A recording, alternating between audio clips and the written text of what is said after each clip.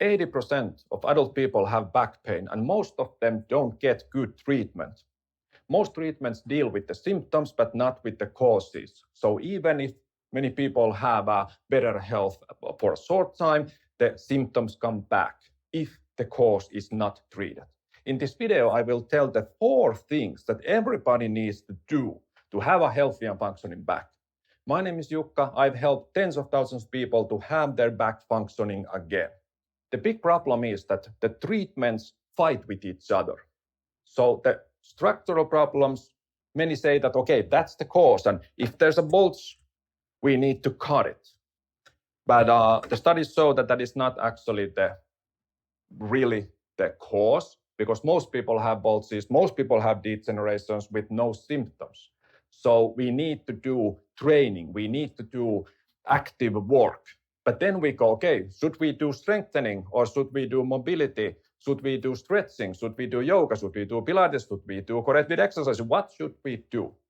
I've looked into this because I had the balls myself. When I was 26, it was so bad I could not put my own socks on and I could not walk.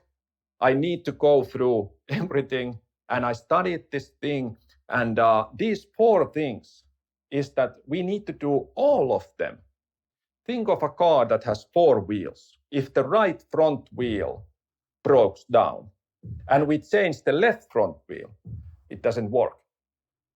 So we need to do the right thing. And now the good news is that you don't actually need to learn all the physiology that, okay, is it now this muscle here that lacks some mobility and this muscle here lacks some stability? You don't really have to do all that. The functioning of the body is actually more simple, but there are really important stuff that we need to do and understand to get this thing working. Okay, so first thing, mobility. How to do mobility right and why most people do it wrong. In the first video, in the part 1 of this series, I told about Henny and Kaspar examples, and there are hundreds or thousands of people saying like this, that if you give mobility exercises to someone who has control problems, the mobility exercises will make him or her worse. And if you give strengthening exercises to someone who has mobility problems, that will cause more problems. Okay? So first one, we all need mobility, but before mobility, we need control. Because if we are going to do mobility exercises without control, we might hurt ourselves. So activating the muscles, having the control to actually know and use the right muscles, that's the part 1. Because if we go into stretches and we put ourselves in the wrong positions. For example, many people stretch their hips by putting their back in the big arch and hurting themselves. So that is, of course, the knowledge thing. You might have been taught wrong kind of movement. So you need to do the right kind of movements, and you need to do them in the right controlled way. And the right way, or the best way at least, is to do active, dynamic mobility exercises, slow, easy, with control. So control first. Okay, so we need to do the control exercises first and then increase mobility with them. So control, mobility. We have 2 things now. Third one is the strength. So we need some strength. Enough. For example, if I want to lift this table, I need some strength to it.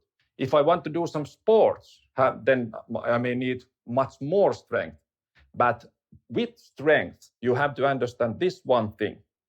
If strength is here, and then your mobility and stability is here, and you build your mobility and stability, okay, good, you are healthy, and then you start building your strength, and you build your strength more than you have mobility and stability, then you're going to have the same problem I did.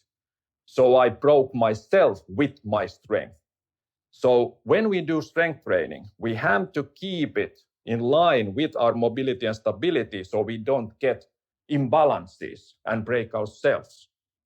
Okay, and the 4th thing that everybody needs to do is integration exercises. So many times we do, let's say, mobility exercises for the spine. So we do maybe something like this, and they are really controlled and they do good work for our spine. Okay, good. But then we go to throw a ball. So we use our hands and legs, and we might hurt the back. Even though we have done this, we have the range of motion and we have the control in this kind of motion, but then we go do this, ow, it doesn't work. So integration exercises mean that we have to use the body as it works in everyday life and in sports. So with legs and hands and multiple different directions. So we train the brain to control whole movements, not just like one specific movement. We start with specifics, but then we have to integrate. So that's in a nutshell the 4 things everybody needs to do. Control exercises, and they have to be done, of course, in the right way. We need mobility exercises, and they have to be done in the right way. So there are lots of anatomic problems with many exercises that don't suit at least back patients. Then we need to have strength, but we have to get it in balance with our mobility and stability. And then we need integration. So integrate the core with our arms and legs and with the kind of movements that are not only specific, but we can do everything, and we can have the body work the mobility and the stability. So use different kinds of range of motion, have stability for them, increase strength in not only lifts, but many kind of movements. So integrating this all.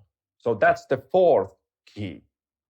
And that is the way that I have been training people for many years and getting great results. So it's good if you have a specific, like an exercise program that, okay, you need to have mobility here, but if the stability is not tested and the strength is not tested, that may not work. So your body needs all 4. And that is the way you can start training and getting your back healthy and really functioning again.